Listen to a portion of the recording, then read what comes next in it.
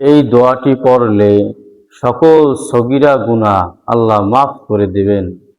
আল্লাহ রসুল সাল্লাল্লাহু আলাইহি সাল্লাম বলেছেন, খাবার খাওয়ার পরে যে ব্যক্তি এই দোয়া পড়বে তার আগের পরের সকল সগীরা গুনাহ মাফ করে দেওয়া হবে।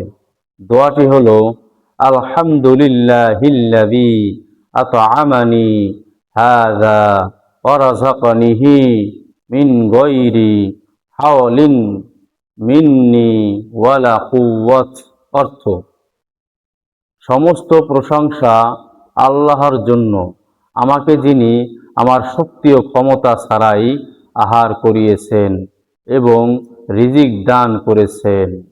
খাবার পরে আমরা এই দোয়াটি পড়লে আমাদের সমস্ত সগীরা গুনাহ আল্লাহ মাফ করে দেবেন।